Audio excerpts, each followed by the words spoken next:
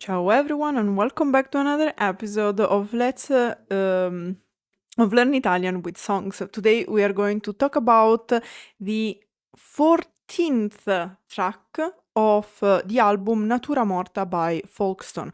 We are almost at the end because in total the album is formed by 16 tracks. So, of course, we have this one and then two more, and then we finished.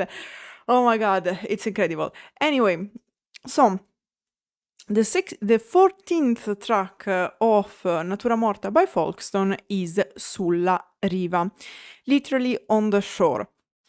Now, as usual, the lyrics of the song can open to several interpretations.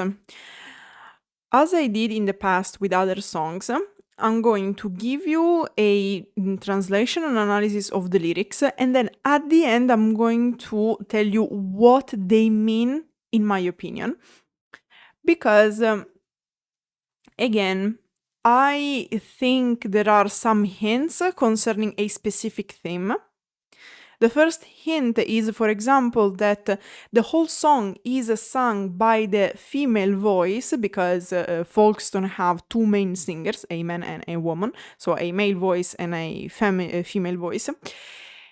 And this song, which is not that common because it didn't really happen in other tracks, but for this one, we only have the female voice. And that was a little bit the first hint I got. But without further ado, let's see the lyrics. So, we start with the first verse. Dentro una conchiglia, una risata dimenticata. Inside a shell, a forgotten laugh. Il mio volto ritratto con pennelli senza colore. My visage painted with colorless brushes. I translated volto as in visage because it's not really face, because we have a similar term for face, which is faccia. Volto is more poetic, more delicate, more respectful. That's why I translated it as visage. Seduta sulla riva dei tuoi sguardi senza attenzione, sitting on the shore of your careless glances, guardavo il mio riflesso e percepivo un profondo dolore. I looked at my reflection and felt a deep pain. And here we have the reason why the title is Sulla Riva, on the shore, because it comes from this image in the song. Then we have the chorus. We'll see the chorus repeated other two times. This one, however, is shorter. We'll see that the other two choruses are extended if compared to this one. Senza esitazione, without hesitation. In un battito di ciglia, in the blink of an eye. Trafiggo il nuovo giorno, I pierce the new day, come fosse il mio domani, as if it were my tomorrow. Dammi un lieto fine, give me a happy ending, miele sulle ferite, honey on the wounds. Now we have an idiomatic expression. I think this categorizes as an idiomatic expression, which is in un battito di ciglia. It is exactly meaning-wise like the English in the blink of an eye, but the words used are a little bit different because in Italian battito is also beat. In fact, il battito del cuore is the heartbeat. Blink in English is more when you, like, it's more related to the eye motion of opening and closing very fast. In Italian, battito it generally defines a very fast movement, but not only related to the eye, because as I said, we also have it related to the heart. And then not the blink of an eye, so not the motion of the eye of opening and closing, but le ciglia. Le ciglia are the eyelashes. Fun fact, eyelash is one of those words in Italian changing their gender between singular and plural. Why? Because we have it is one of those words changing their meaning according to the gender. I'm a bit tired. Because there are, as you might know in Italian, all words are either masculine or feminine. And you can have la ciglia, which is the eyelash, plural le ciglia. And then you have il ciglio, which is the brink, okay? When you are close to the edge, if you want.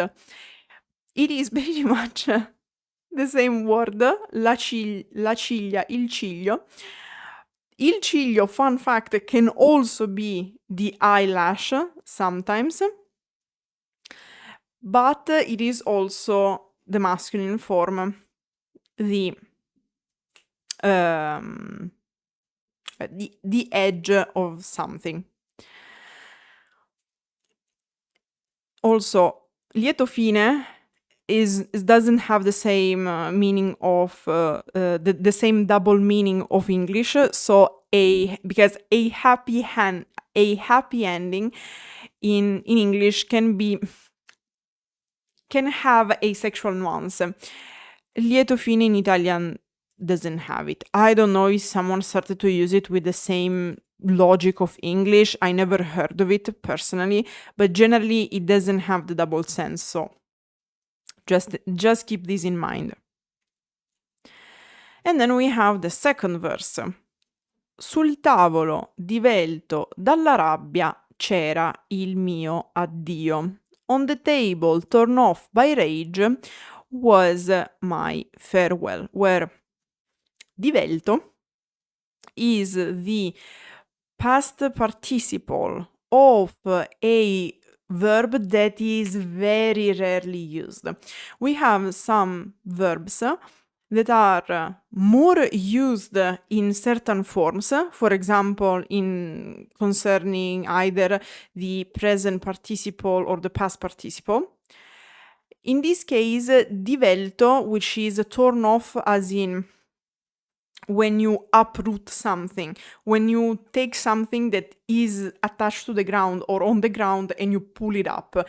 Torn off was the best translation I could have given, because you can also say uproot, but you can also uproot things with in Italian with divelto, with roots. So it's not something forcibly attached to the ground, because usually in English if you say uproot, you mean that something needs to have a root to be uprooted.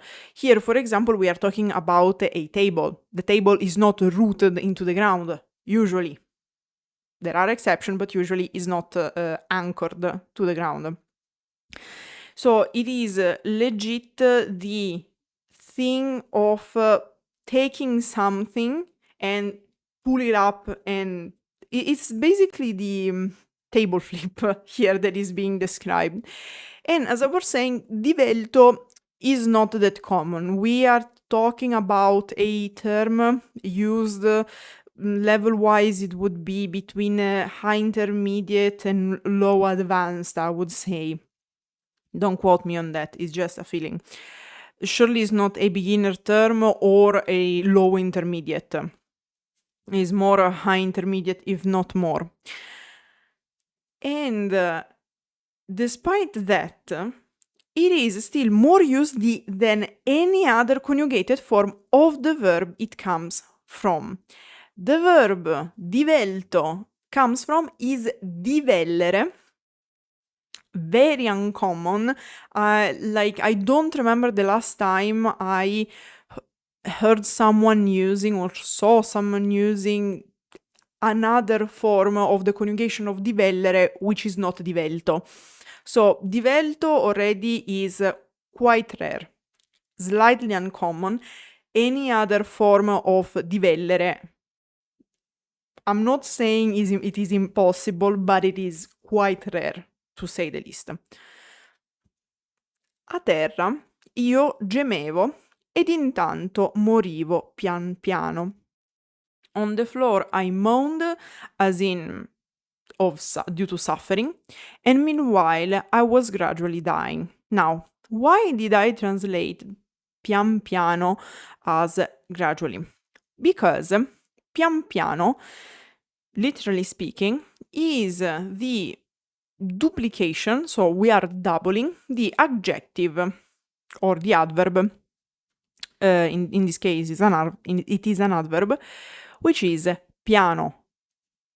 Piano, just like forte, has several meanings.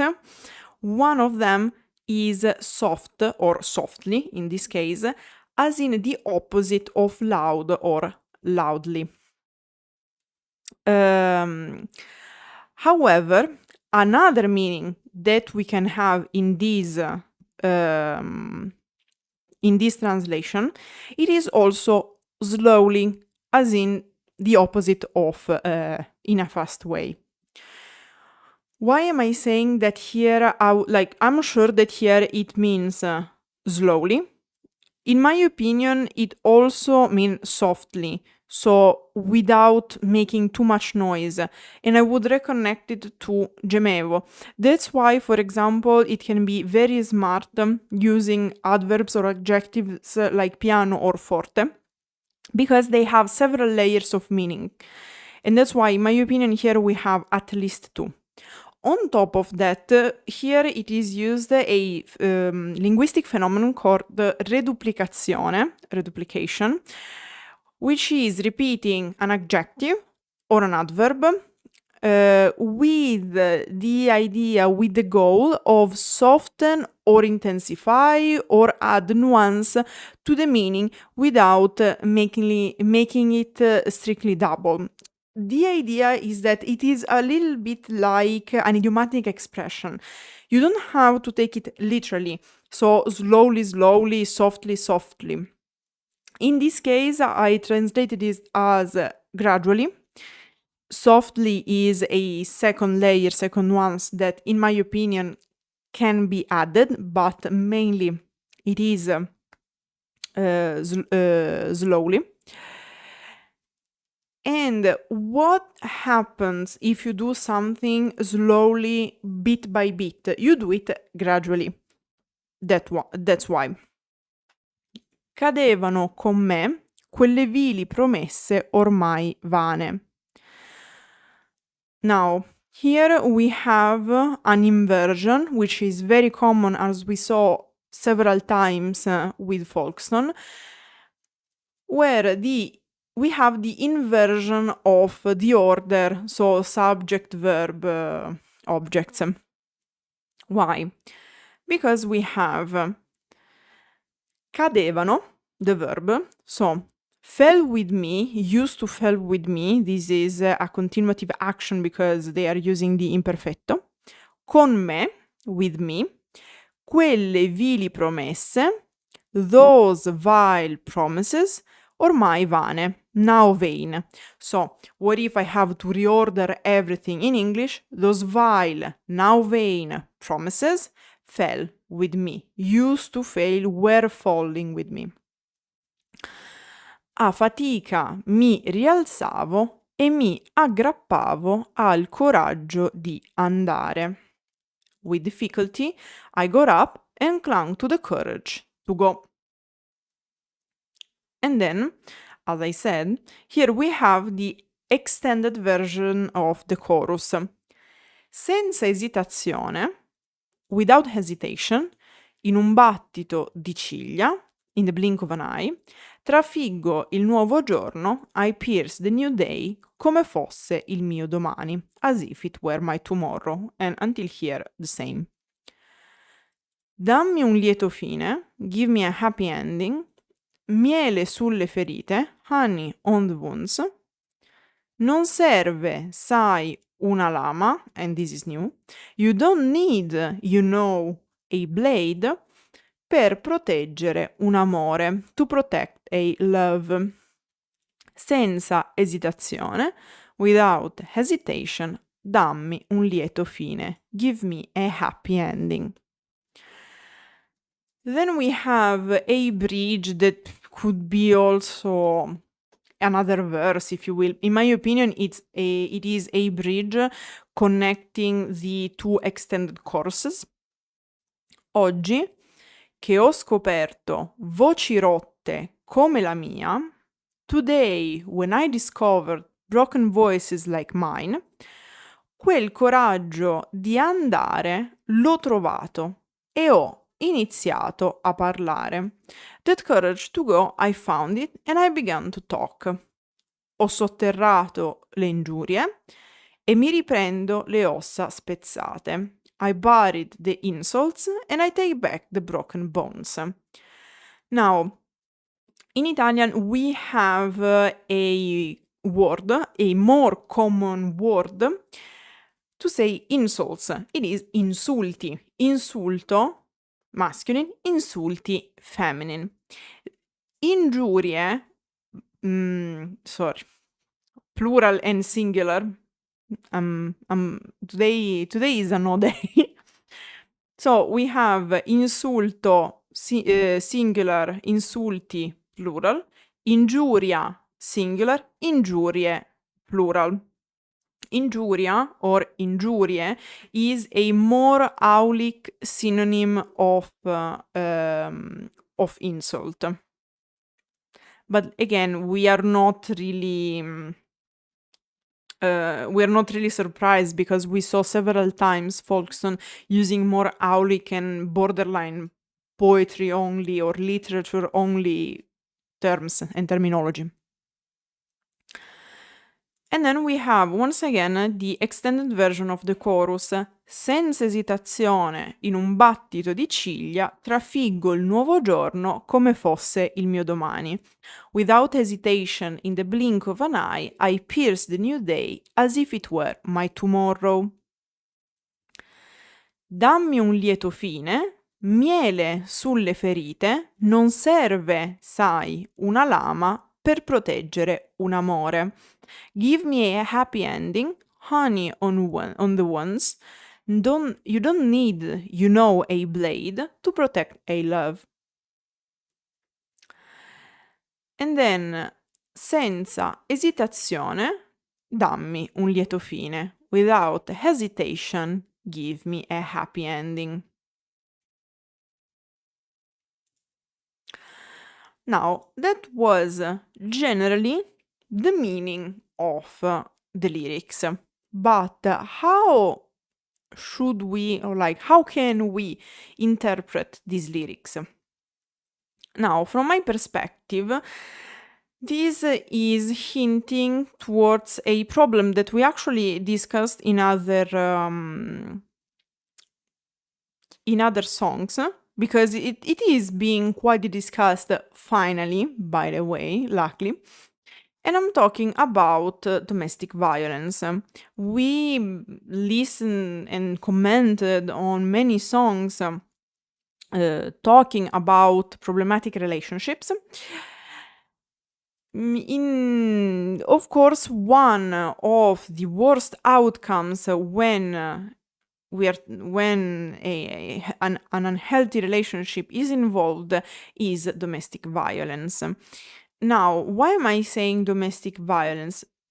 At the beginning, I said, look, there is something very peculiar about this song that generally we didn't really hear in the rest of the album, and it is a song explicitly sung fully from beginning to the end by the female voice.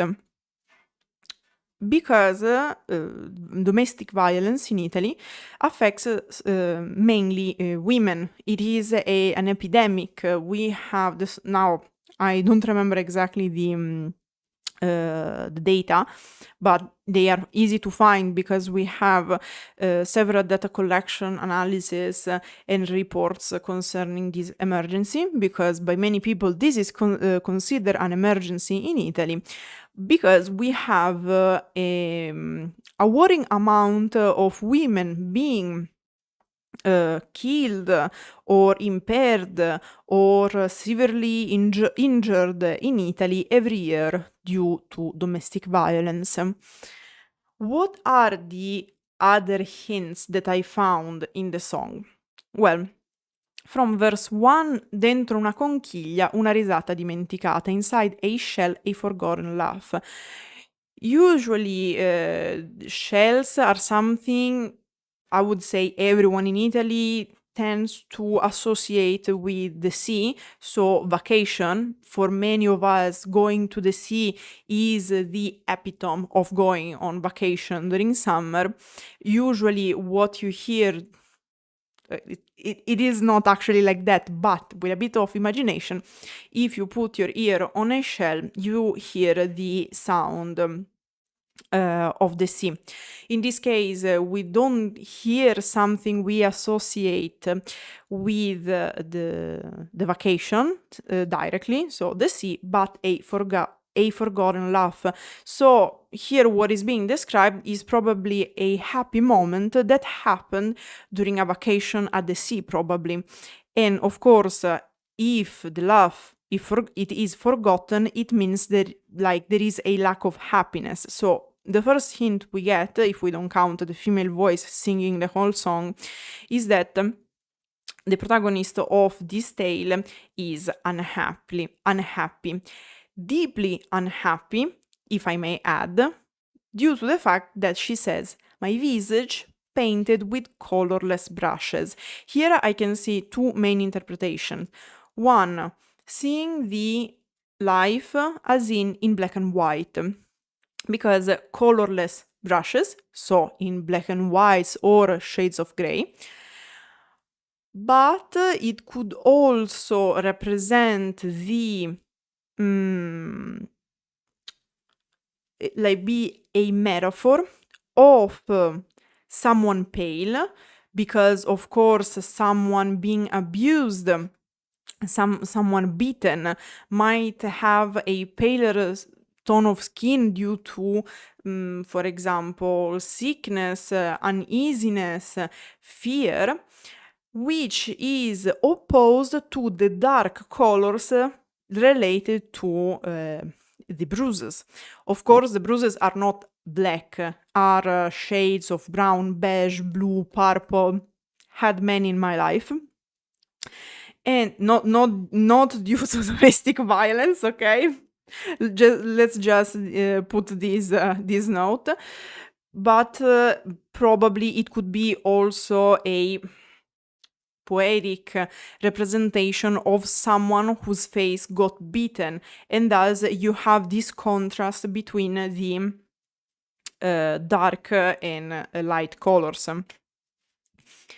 And then we know that in this picture is involved an unhappy relationship, because our protagonist says, "Sitting on the shore of your careless glances," so someone not paying attention, not caring about you, "I looked at my reflection and felt a deep pain."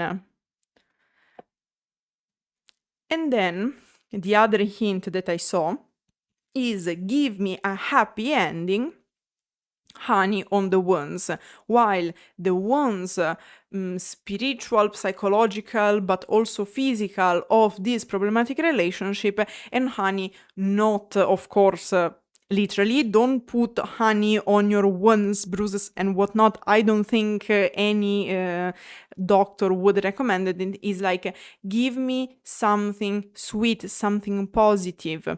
Just think about the fact that when we say that we go in a honeymoon, also in Italian, we say luna di miele, because usually honey is related to something sweet, romantically speaking, to a happy relationship, so a happy ending. Then, another hint, the tavolo di Oh my god. I have my turtle jump scaring me. So, when we did the whole discussion concerning the tavolo divelto, okay,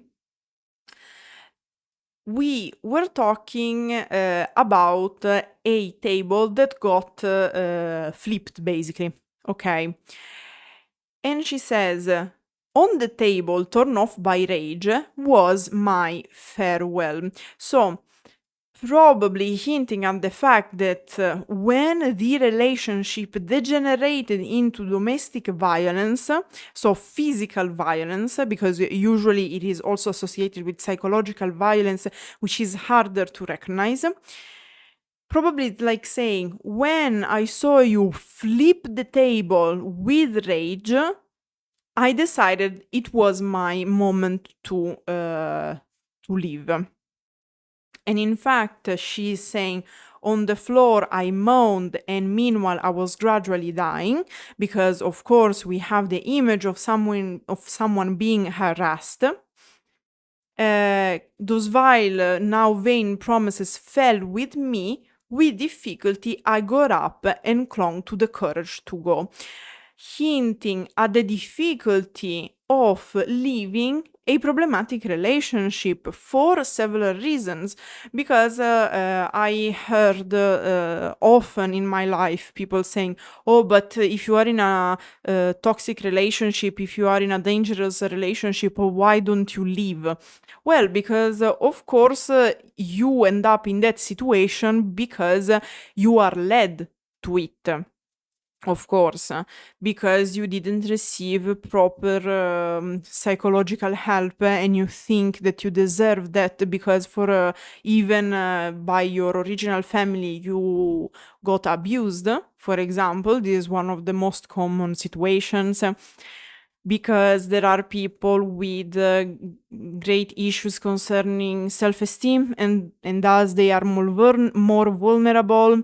Some people who have to deal with the children, and so in the hope of protecting them, they stay with the violent partner because they have no economical stability, so they don't know where to go.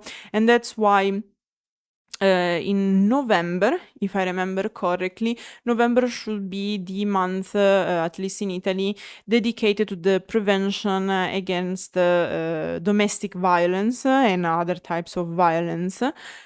And in fact, luckily, we have several centers helping victims of abuse and domestic violence. Not enough, sadly, but they are there. And usually the campaigns against domestic violence offer these the information concerning these centers. And all these things put together, plus other that of course don't come to mind right now, contribute in making it very hard to leave a violent and dangerous relationship.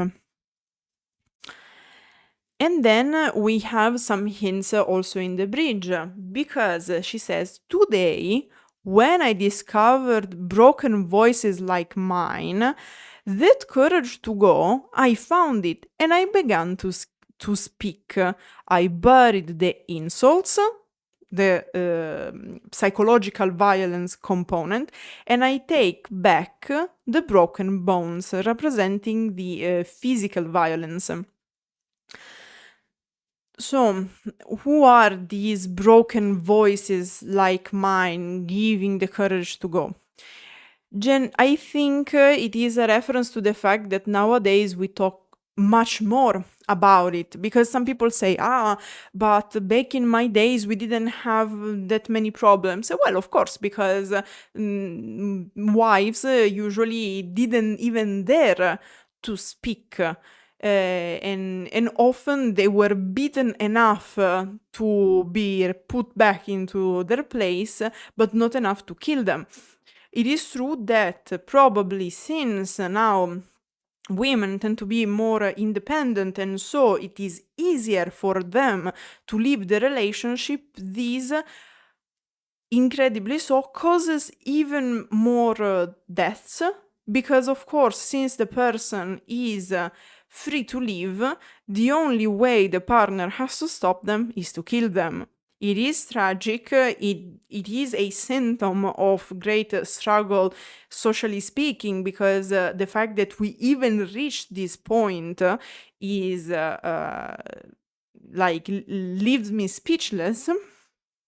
But sad, from a certain point of view, the situation is better because it's easier to be helped, but this also came with an increased amount of deaths, also because at least in Italy we have a great issue with have people like how can I say, usually we have maybe the intervention of decisions, court decision.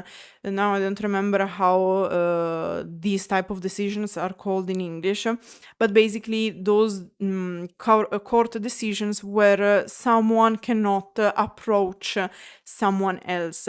Otherwise, the police is automatically called and the person is automatically arrested. There are decisions, sometimes they arrive too late due to bureaucracy, because of the inefficiency of our courts, and many other reasons.